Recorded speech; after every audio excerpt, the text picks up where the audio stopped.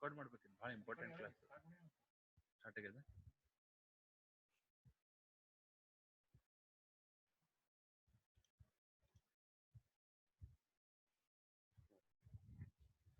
Video on ಇಡು ನಾನು. ಅದು ಸ್ಕ್ರೀನ್ ಅಡ್ಡ ಬರುತ್ತೆ.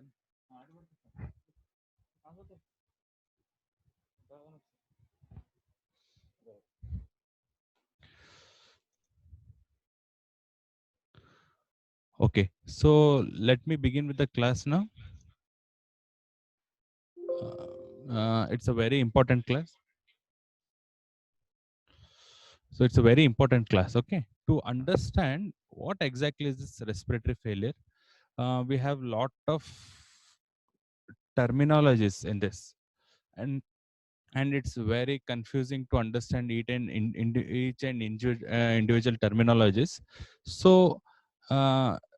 first I'll give you an idea regarding what those common terminologies. You'll come across so many terminologies: PaO2, SpO2, SaO2, FiO2, A gradient. There are so many things. Like, what exactly are those things and how they will help us? See, and until and unless we understand these terminologies, we will not understand respiratory medicine. Okay, so today's class is dedicated to such important points and understanding the basic types of respiratory failure. So respiratory failure, basically we have two types. Okay, one is the type 1 respiratory failure and type 2 respiratory. So we have four types. Very important is type 1 and type 2. Type 1 is the one where there is inappropriate or decreased oxygenation, and type 2 is the one where you get there is problem with the carbon dioxide elimination. Okay, so one condition is where oxygen is going less in the body. The other type is the one where carbon dioxide is getting accumulated in the body. It is not being eliminated properly. So that is called as type 2 respiratory failure. So before going into what is this type 1 respiratory failure and type 2 respiratory failure, I will make you people get accustomed to what are the terminologies which we commonly come across. Okay, so what are the common entities we'll come across? As I said, you PaO2, P small aO2, AA gradient, SpO2, SaO2, hypoxia, hypoxemia, FiO2, ventilation perfusion mismatch. Okay, so at the onset, these things looks very scary. Okay, but I'll assure you that these are very simple.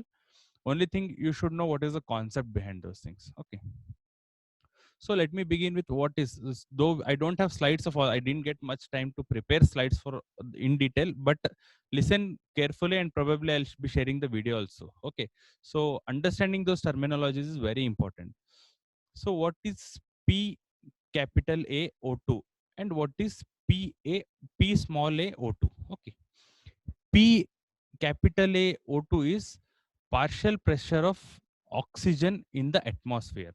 Okay, what is P small a O2? Is oxygen, dissolved oxygen in the plasma. So when the blood, when the air, okay, so when the air comes into our through our mouth, it goes into our lungs. Okay, the oxygen which is present in the atmosphere, that is a partial pressure of the oxygen which is present in the atmosphere, that is PaO2. That means the air which is entering into our lungs.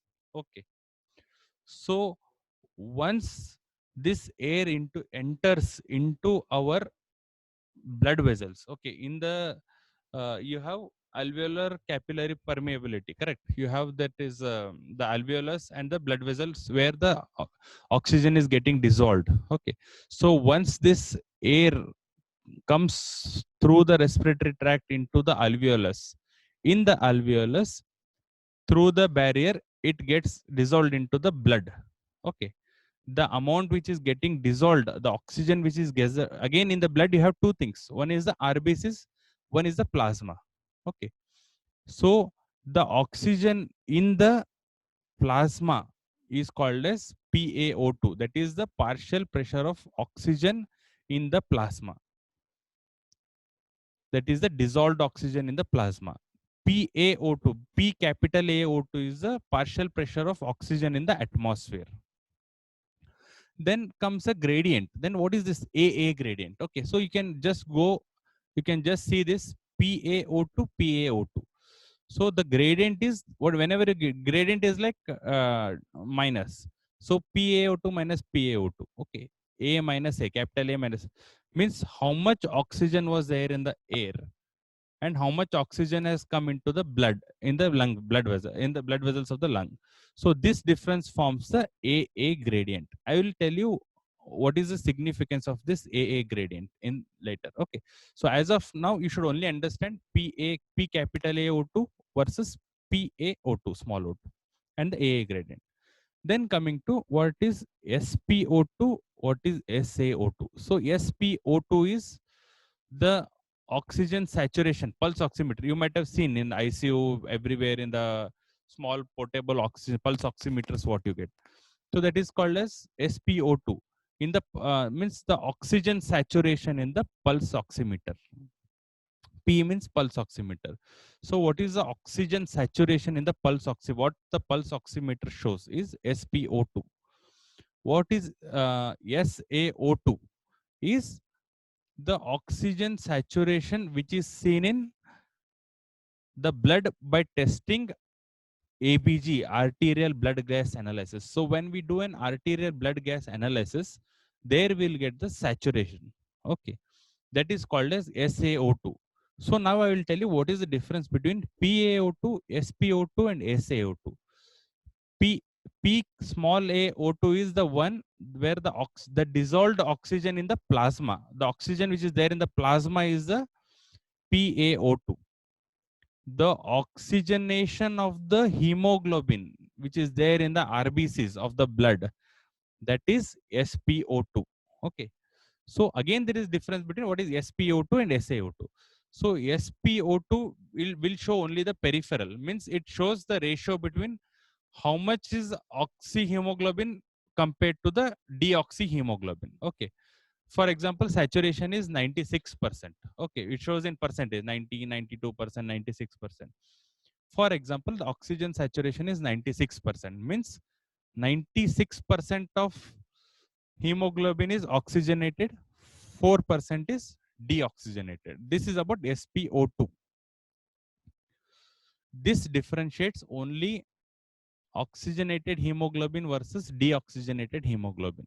But we all know there are certain conditions like methemoglobin, means the hemoglobin is bound with meth, alkyl molecule, or sulfhemoglobin, sulfyl molecule, or carbon monoxide poisoning. Okay, these three are the conditions where other than oxyhemoglobin, deoxyhemoglobin, you get methemoglobin, sulfhemoglobin. So a peripheral oximeter cannot pick up sulfhemoglobin, methemoglobin, carbon monoxide. That is why in a carbon monoxide patient or poisoning patient, the peripheral saturation will show normal. SpO2 will be 96%. But if you do ABG, in that the blood will show SaO2, that is oxygen saturation in the arterium. It will show only 80% because that 16% is like, for example, you take 80%, means SpO2 was 96%, whereas SaO2 is 80%. So the difference of that 16% is the carboxyhemoglobin which has not been picked up by SpO2.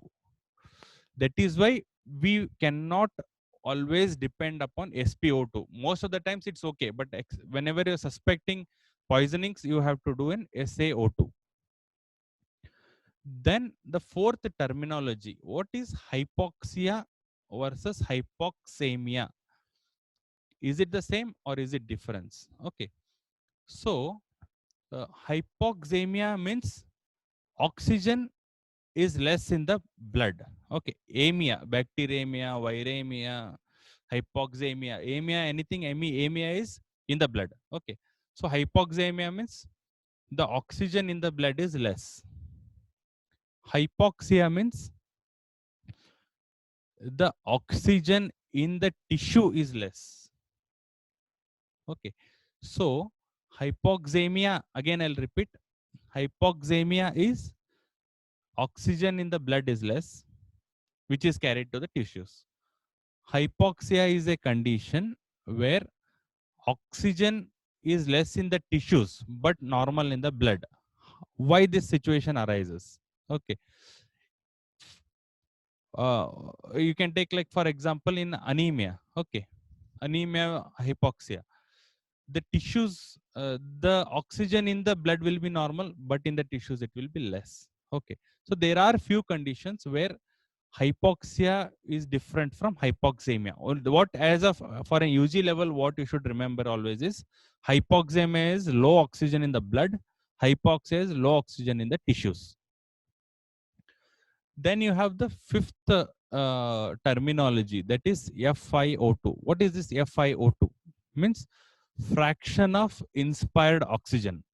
F is fraction, I is inspired oxygen. Okay. So what is the fraction of inspired oxygen? FiO2. Normally, when we take our atmosphere, what we have? 21% oxygen. So for a normal room air, if our FiO2 is 21% or 0.21. Okay. So if I have put an patient on oxygen, for example, you take 2 liters of oxygen I have put with a nasal cannula. So 1 liter of oxygen will increase FiO2 by 4 points. So if the patient is on 2 liters of oxygen via nasal cannula, his FiO2 will be normal, atmosphere is 21. So add 4 plus 4. So it will be around 2930. So that will be his FiO2. Why this FiO2 is important is when we grade ARDS, mild moderate severe, this terminology becomes important. Okay. Then comes ventilation perfusion mismatch, VQ mismatch. What is this called as? VQ mismatch means V is ventilation, Q is perfusion mismatch. So what is ventilation? Ventilation means the oxygen which is going to the lungs. P is perfusion, means the blood which is coming to the lungs. Okay, there has to be a mismatch between these. So I will give you classical examples. Okay, one condition, for example, bronchopneumonia. Pneumonia, what happens? There will be no problem with the blood supply to the lungs. So Q will be normal, whereas V will be low because the oxygen which we are inhaling doesn't go into the doesn't pass through the barrier of alveoli and the blood, because there is lot of slough, there is lot of fluid, there is lot of pus in the alveolus. So the entire oxygen or the air what we are taking is not going into the blood. This is ventilation perfusion mismatch. Means ventilation is less but uh, this thing is more, perfusion is more. Okay. Another example is the reverse of that is pulmonary embolism. Okay, pulmonary embolism, what do you understand by pulmonary embolism is the pulmonary artery. Okay, so what happens? Pulmonary artery, the from the right atrium through the tricuspid wall, right ventricle, from the right ventricle the blood passes through the pulmonary artery into the lungs. Okay, so if the pulmonary artery is blocked, what happens? If the pulmonary artery is blocked, if the pulmonary artery is blocked, the ventilation means, see, I am breathing now, my air is going into the lungs, the ventilation is normal up to the barrier, it has gone, but the blood is not coming into the blood vessel because the pulmonary artery is blocked. This is called as ventilation perfusion mismatch. Other example means here the ventilation is normal but perfusion is abnormal. Okay.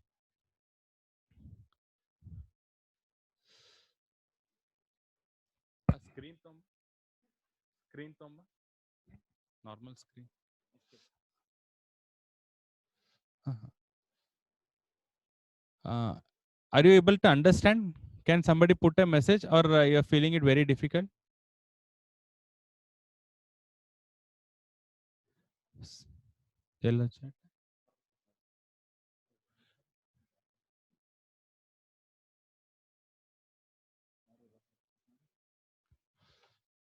Somebody put a message. Is it okay? Your people are understanding?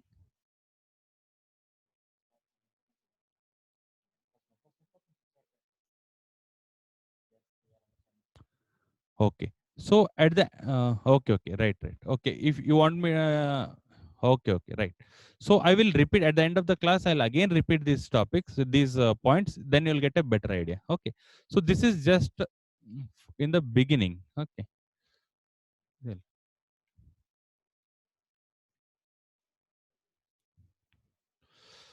okay. So these terminologies, how we will use in further classes or at the end, I'll just let you know. Okay.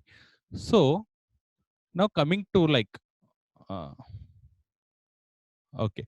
So now one more point comes, is PaO2 related to SaO2? That is oxygen, the saturation what we see. Is it related to PaO2? Okay. Normally, what is PaO2? As I said you, it is the pressure of dissolved oxygen in the plasma of the blood. Okay. Normal value of PaO2 is 80 to 120 mm of Hg. Okay. Uh, SaO2 or SpO2 is the saturation what you see. So why this is one of the most important chart which you people need to explain. So for your entire life, this chart is very important. This is called as oxyhemoglobin curve. Okay. It is an S-shaped curve. Okay. This is like an S-shaped curve. As you can see, this is an S-shaped curve. So you can see the saturation is 90% here, saturation is 75% here, PaO2 is 40, 16, 80. Okay. So from a PaO2 of 80 or 100, even if the PaO2, when the PaO2 is falling, it is almost flat. The saturation is not falling. You can see saturation from 100%, it has become just 90%. When the PaO2 from 100, it has become 60. Here the loss of PaO2 is 40. Here it is only 10%. Okay. So this is the flat part of the curve. Whenever a patient comes to us, hypoxia, oxygen is low, what we target? Why you might have seen your consultant PG is telling increase oxygen, see to it that your saturation is more than 90. So whenever blindly we tell, okay, target at least 90%, COPD patient 90, 92, at least see to it that your saturation is more than 88 or 90%. Why we always take this 90%, why not 80%, why not 70%, why not 60%, is because of this. For the PaO2 from 100 to 60, it has reduced. Still, the saturation has fallen only 10 points. Whereas, once the PaO2 starts falling below 60, here the sudden deceleration of the curve is there. So, for every 20, here you are approximating 20% fall in saturation. Here for 40, there was only 10. Whereas here for 20, here saturation also falling at a very rapid rate. So this leads to low oxygen saturation, low tissue perfusion, and sudden death. Okay. That is why a patient who is having pneumonia, we don't give oxygen till till saturation is 90. Once the saturation starts falling below 90, the PaO2 starts falling rapidly. Then the tissue perfusion is impaired. That is why we target this 90. So even till 90 it falls, we can be cautious. But once it goes below 90, the saturation will fall rapidly. Because of this, the PaO2 will fall rapidly at the end of the day, leading to tissue hypoperfusion and complications. So this curve is very important. This is also oxyhemoglobin curve. You might have learned this in physiology, but it is very relevant in medicine science. Okay. So, so the entire class depends upon this topic now. Okay, this chart. Okay. So now the patient has come. Patient is hypoxemic. Okay, hypoxemia means what I said. Hypoxemia is less oxygen in the plasma. Okay, in the blood. So once a patient is hypoxemic, what you do, you look at uh, I'm telling only the explaining the chart. Okay, clinically we may not do all these things always, because some things are very practical. These things helps us when there is a confusion. If you really want to know why the oxygen saturation or pa out of this patient is low, then you have to follow this protocol. Okay, so hypoxemia, now the oxygen is low, so I want to decide why this is low. There are multiple causes. The causes may be high altitude, the cause may be hypoventilation, ventilation perfusion mismatch, diffusion impairment, or shunt causes. Okay, so there are multiple causes. There are hundreds of causes why the patient will have hypoxemia. So I need to understand why there is hypoxemia. So first, what I will do, I will do an AA gradient. Okay, as I explained you people, what is AA gradient is partial pressure of oxygen in the atmosphere. So A is partial pressure of oxygen in the atmosphere versus partial pressure of oxygen in the plasma. AA gradient. So can it be possible that oxygen is low, but this ratio is normal? Yes, this can be normal. For example, you had gone to a hill station. For example, you all have gone to Leh Ladakh. So what happens in Leh Ladakh? You've gone to a very high altitude. So when you've gone to a very high altitude, there the oxygen in the air itself is very less. That is, the fraction of inspired oxygen itself is less. Means the partial pressure of oxygen in the atmosphere itself is less. So the same less oxygen is coming into the blood, but this ratio remains the same because whatever is coming, the blood is taking. That is why here one of the cause for a normal AA gradient with hypoxemia is high altitude. Second condition where patient is having hypoxemia but AA gradient again is normal is hypoventilation. Okay, so you take somebody who is having a obesity hypoventilation syndrome, or somebody who has taken a large quantity of benzodiazepine poisoning, or there has been a stroke, brainstem stroke, where you are not getting signals from the brainstem to breathe. Okay, ventilation means the uh, whatever what you call it, the the trigger for breathing is less. Okay, obesity. So you are breathing very slowly. Hypoventilation means you are breathing slowly. Slow breathing, lesser number times of breathing. So the amount of air what is going inside is again here also less. The same thing is again getting absorbed here. Okay, slow breathing, so slow, low PaO2, so low PaO2, again small PaO2. This will again cause a normal AA gradient. Okay, so patient is hypoxemic but AA gradient is normal. Where you get the first condition is high altitude, the second condition is hypoventilation. Obesity, hypoventilation syndrome, muscular weakness, CNS depression are the causes where you get hypoventilation and high altitudes. Okay, so this is about a normal AA gradient.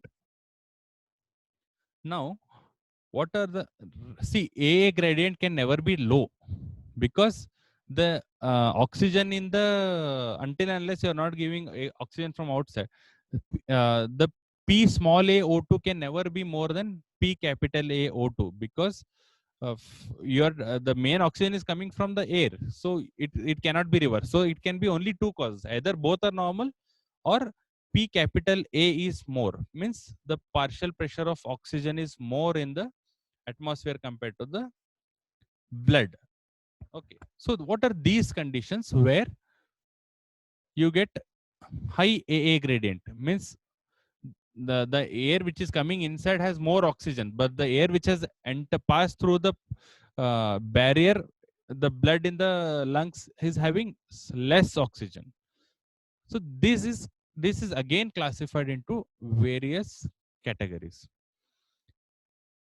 depending upon what is the response to oxygen therapy. Okay, so patient has come with a low oxygen hypoxemia, AA gradient is increased. I calculate this AA gradient, it is increased. Now what I will do, I will give oxygen to the patient.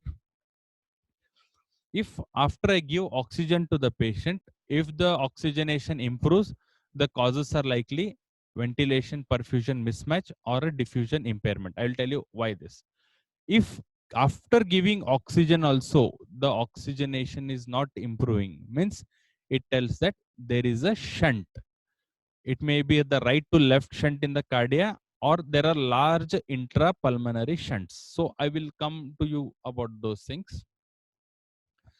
Uh, so now coming to this chart where AA gradient is increased, AA gradient is increased, I give oxygen, oxygen improves. So now I need to differentiate what are the causes for this increased AA gradient, and but the patient is responsive to oxygen. So the common examples here are pulmonary embolism, then you have COPD, you have pneumonias, then you have interstitial lung disease, emphysema.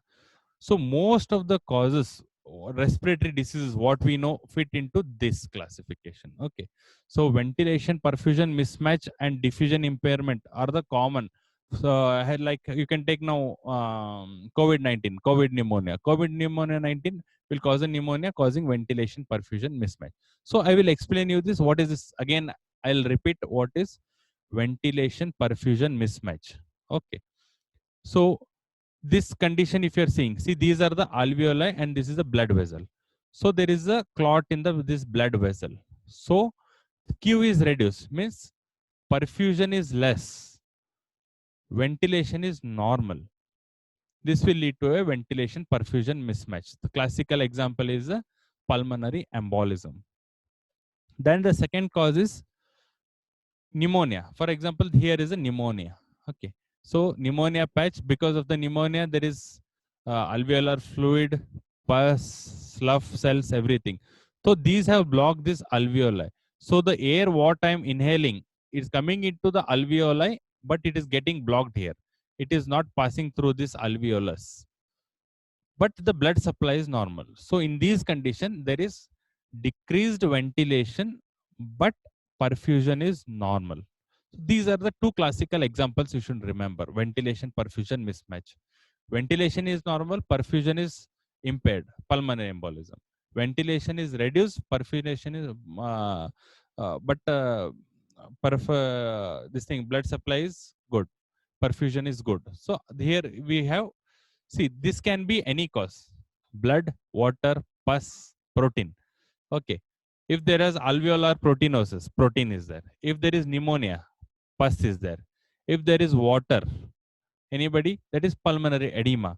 If there is blood, again it can be pulmonary edema or hemorrhagic necrotizing alveolitis.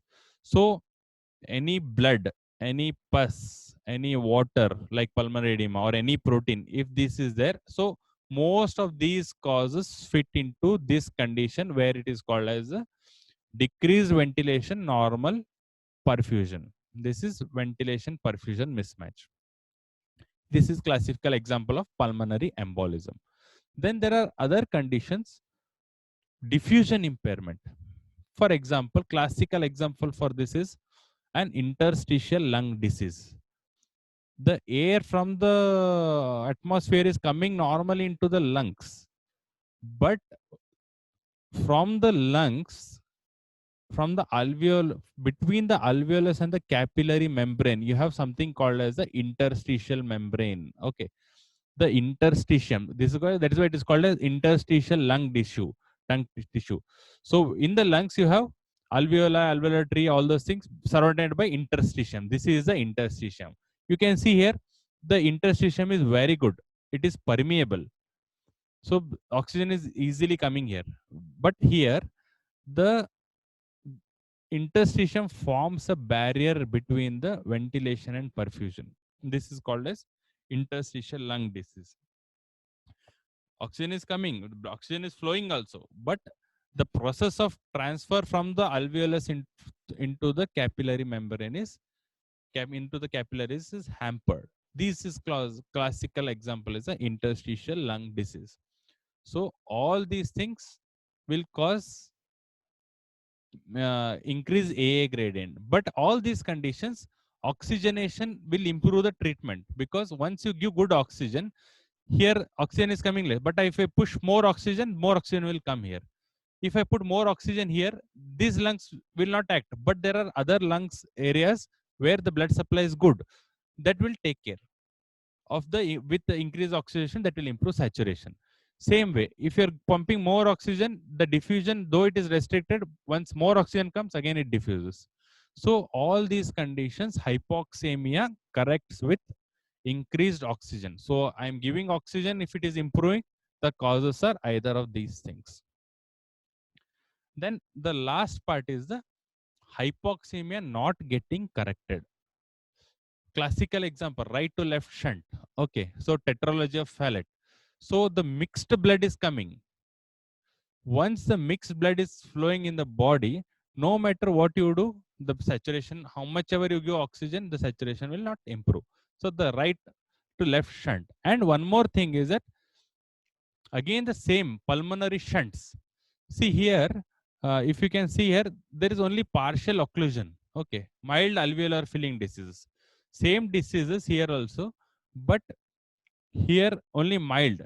Whereas in these conditions, like severe ARDS, almost all the alveoli are blocked by this. This is like a mild pneumonia. This is like a severe end stage ARDS, or an extensive pulmonary edema, where almost all the lungs, all the alveolus of the entire lungs are obstructed. So this forms a shunt, means the blood is not at all going into, the oxygen is not at all passing through this. This will cause hypoxemia will not improve. That is why these are the patients where we put them on ventilator, because the oxygenation will not improve. So this is the pulmonary shunts or the cardiac shunts. Okay.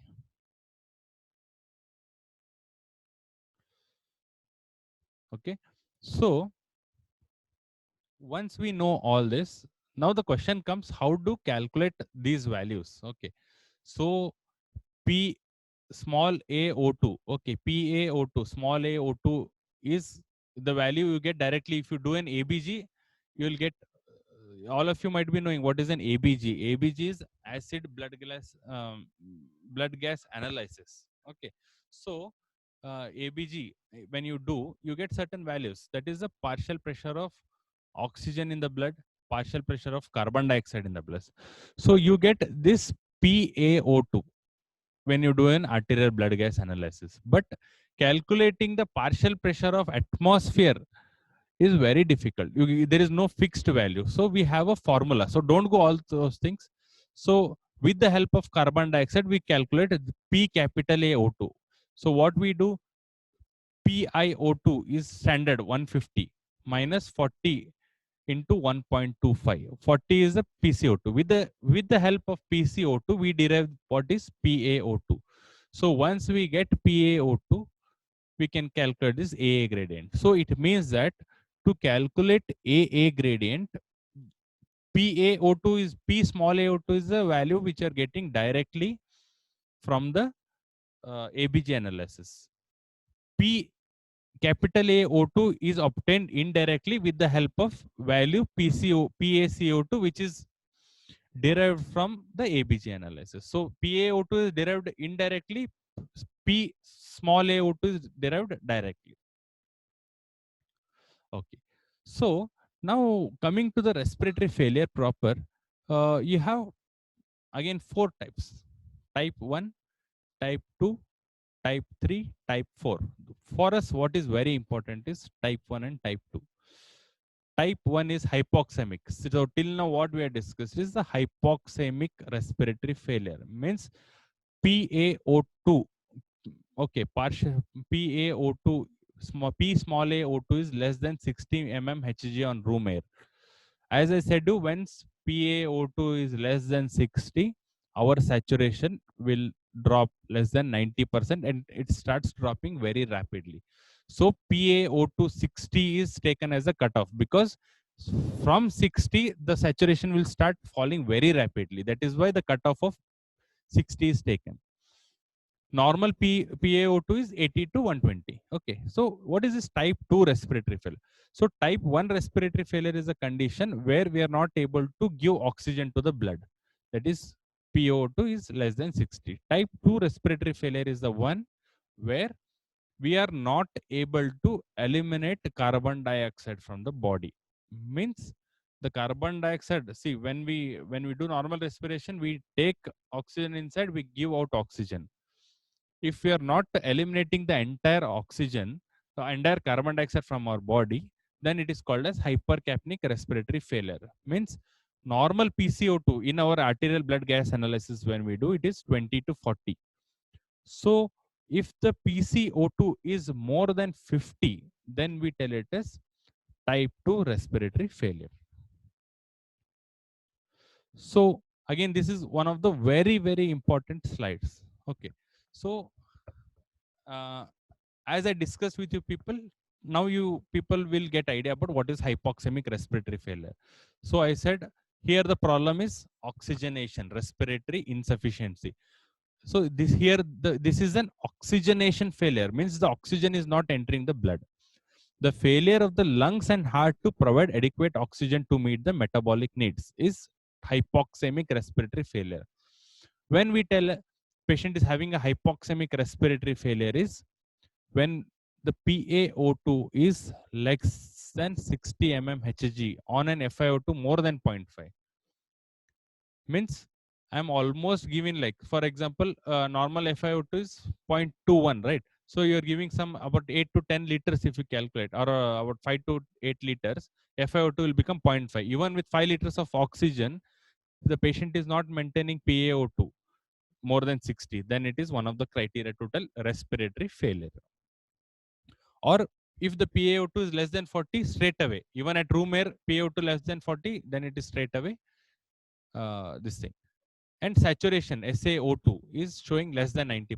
So this forms the criteria for hypoxemic respiratory failure.